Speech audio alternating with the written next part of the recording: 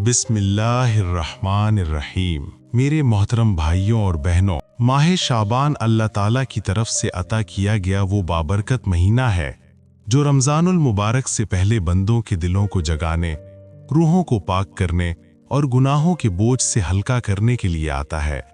یہ مہینہ خاموشی سے آتا ہے مگر انسان کے ضمیر پر دستک دیتا ہے اور اسے یاد دلاتا ہے کہ ابھی وقت باقی ہے، ابھی لوٹ آنے کا موقع ہے، ابھی اپنے رب کی طرف پلٹنے کا دروازہ کھلا ہوا ہے۔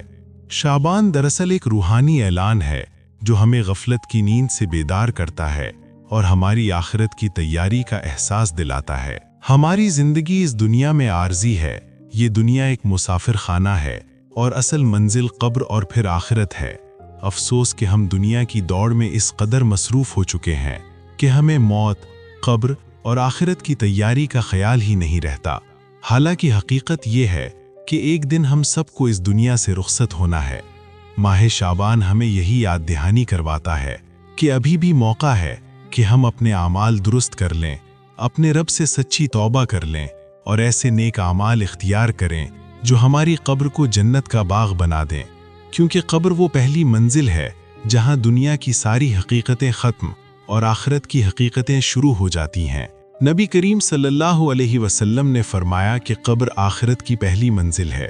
اگر یہاں نجات مل گئی تو آگے سب آسان ہے، اور اگر یہاں مشکل ہو گئی تو آگے سب مشکل ہے۔ یہی وجہ ہے کہ اولیاء اللہ اور بزرگان دین قبر کی تیاری پر سب سے زیادہ زور دیتے تھے۔ قبر کی سختی کوئی معمولی آزمائش نہیں۔ حدیث میں آتا ہے کہ حضرت سعد بن معاذ جیسے جلیل القدر صحابی جن کے لیے عرش الہی ہل گیا، انہیں بھی قبر کے دباؤ سے گزرنا پڑا۔ یہ بات ہمیں جھنجھوڑنے کے لیے کافی ہے کہ ہم اپنی زندگی میں ایسے اعمال اختیار کریں جو قبر کو ہمارے لیے راحت اور سکون کی جگہ بنا دیں۔ ماہ شعبان اسی تیاری کا مہینہ ہے۔ رسول اللہ صلی اللہ علیہ وسلم اس مہینے میں عبادت کا خاص اہتمام فرمایا کرتے تھے۔ آپ صلی اللہ علیہ وسلم کثرت سے روزے رکھتے، ذکر و عبادت میں مشغول رہتے اور اللہ کی طرف رجوع کرتے تھے۔ حضرت اسامہ بن زید رضی اللہ عنہ بیان کرتے ہیں کہ میں نے عرض کیا، یا رسول اللہ، آپ شعبان میں اتنے روزے رکھتے ہیں جتنے کسی اور مہینے میں نہیں رکھتے؟ آپ صلی اللہ علیہ وسلم نے فرمایا، یہ وہ مہینہ ہے جس میں بندوں کے اعمال اللہ کے حضور پیش کیے جاتے ہیں، اور میں چاہتا ہوں کہ میرے اعمال اس حال میں پیش ہوں کہ میں روزے سے ہوں۔ انسان کے دل میں ایک سوال پیدا ہوتا ہے کہ آخر وہ کون سا عمل ہے جو قبر کی سختی سے بچا لے، جہنم سے نجات دلائے، ماں باپ کی مغفرت کا سبب بنے اور اولاد کو مصیبتوں سے محفوظ رکھے۔ بزرگان دین فرماتے ہیں کہ ذکر الہی ہر مشکل کا حل اور ہر خوف سے نجات کا ذریعہ ہے۔ خاص طور پر ایک عظیم کلمہ ہے جسے نبی کریم صلی اللہ علیہ وسلم نے جنت کے خزانوں میں سے ایک خزانہ قرار دیا ہے۔ یہ کلمہ توحید، حمد، عاجزی اور اللہ پر کامل بھروسے کا جامع اظہار ہے۔ یہ کلمہ ہے، سبحان اللہ والحمد للہ ولا الہ الا اللہ واللہ اکبر ولا حول ولا قوت الا باللہ العلی العظیم۔ یہ محض چند الفاظ نہیں بلکہ یہ اللہ سے جڑنے کا مضبوط ذریعہ ہے۔ جو شخص اس کلمے کو دل کی توجہ کے ساتھ پڑھتا ہے، اس کے گرد فرشتے رحمت کا حصار بنا لیتے ہیں، اس کے گناہ معاف ہوتے ہیں، اس کی قبر روشن ہو جاتی ہے اور اس کی زندگی میں سکون اور برکت آ جاتی ہے۔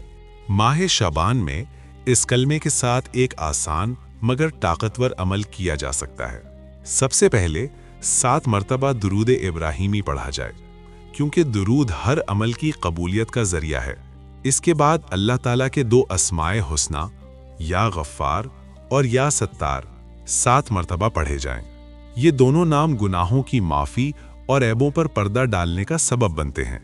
اس کے بعد تیسرے کلمے کو کم از کم 100 مرتبہ پڑھا جائے، پھر 100 مرتبہ استغفار یعنی استغفر اللہ پڑھا جائے، کیونکہ استغفار گناہوں کو مٹاتا، رزق میں برکت لاتا اور مصیبتوں کو دور کرتا ہے۔ آخر میں پھر 7 مرتبہ درود پاک پڑھ کر عمل مکمل کیا جائے۔ یہ تیسرا کلمہ صرف زبان سے کہنا کافی نہیں بلکہ دل میں ایمان اور عمل میں نیکی کے ساتھ ہونا ضروری ہے۔ اس کے فضائل بے شمار ہیں۔ یہ ایمان کی بنیاد ہے۔ मरने के वक्त सुकून और निजात का जरिया है और हर गुमराह शख्स को हिदायत की तरफ माइल कर सकता है। सहाबा और ताबेईन के वाक़यात इसकी हकीकत को वाज़ेह करते हैं, जैसे हज़रत उमर के इस्लाम कबूल करने का वाक़या, मरने वाले सहाबी की आखिरी ज़बान और गुमराह शख्स की हिदायत का वाक़या जो कलमा पढ़कर बदल गया। रोज़ाना सुबह शाम दिलो जान से कलमा दोहराना दिल को नर्म करता है, बुराई से बचाता है और ज़िंदगी में अल्लाह की रहनुमाई और मदद महसूस करवाता है। मुश्किलात, परेशानी और आजमाइश के वक्त कलमा पढ़ना सुकून और हौसला देता है और रात सोने से पहले इसे दोहराना आखिरत की तैयारी में मददगार है। इसलिए भाइयों और बहनों, हमें चाहिए कि हर दिन कलमा पढ़ें, इसके मानी पर गौर करें, गुनाहों से बचें, नेकी करें और अल्लाह की रज़ा के लिए दिलो जान से इस पर अमल करें, क्योंकि ये कलमा सिर्फ ज़बान की बात नहीं बल्कि ज़िंदगी को संवारने, दिल को हिदायत देने और रूहानी सुकून हासिल करने का सबसे अजीम ज़रिया है। रसूल अल्लाह सल्लल्लाहु अलैहि वसल्लम ने फरमाया, मरने वाले के लिए सबसे बेहतर आखिरी कलमा यही है कि वो कहे ला इलाहा इल्लल्लाहु मुहम्मदुर रसूल अल्लाह। ये हदीस हमें बताती है कि इंसान के आखिरी वक्त में कलमा शहादत कहना उसकी नजात और अल्लाह की रज़ा हासिल करने का सबसे बेहतरीन ज़रिया है। इसी तरह हज़रत अब्दुल्ला बिन मसूद रज़ी अल्लाह अन्हु फरमाते हैं कि जो शख्स कलमा शहादत दिल से कहता है, अल्लाह उसके तमाम गुनाहों को माफ़ फरमा देता है और उसे हिदायत की तरफ ले जाता है। इससे मालूम होता है कि कलमा सिर्फ ज़ुबान से कहना काफ़ी नहीं, बल्कि दिल से ईमान और यकीन के साथ कहना ज़रूरी है। एक और हदीस में रसूल अल्लाह सल्लल्लाहु अलैहि वसल्लम ने फरमाया, सबसे बेहतरीन ज़िक्र यही है कि बंदा कहे ला इलाहा इल्लल्लाहु मुहम्मदुर रसूल अल्लाह और दिल से उस पर यकीन रखे। ये हदीस वाज़े करती है कि कलमा पढ़ने का असल मकसद दिल में ईमान पैदा करना और अल्लाह की इबादत की तरफ माइल होना है। बुजुर्गाने दीन जैसे हज़रत इमाम इब्नुल क़य्यिम रहमहुल्लाह फरमाते हैं कि कलमा शहादत दिल की रोशनी है, रूह की सफाई है और ज़िंदगी के हर इम्तिहान में मददगार है। इसके असरात दुनिया और आखिरत दोनों में नज़र आते हैं। रोज़ाना कलमा दोहराना न सिर्फ दिल को नेकी की तरफ रागिब करता है, बल्कि गुनाहों से बचाव, मुश्किलात में सुकून और अल्लाह की रहनुमाई हासिल करने का ज़रिया भी है। लिहाजा भाइयों और बहनों, कलमा शहादत को अपनी ज़िंदगी में शामिल करें, दिलो जान से उसके मायने समझें और हर वक्त अल्लाह की रज़ा के लिए उस पर अमल करें, क्योंकि ये कलमा सिर्फ ज़ुबान का ज़िक्र नहीं बल्कि दिलो अमल को संवारने और रूहानी सुकून हासिल करने का सबसे अजीम ज़रिया है। इस अमल के बाद आजिज़ी के साथ अल्लाह के हुजूर हाथ उठाकर अपने लिए, अपने वालिदैन के लिए और अपनी औलाद के लिए दुआ की जाए।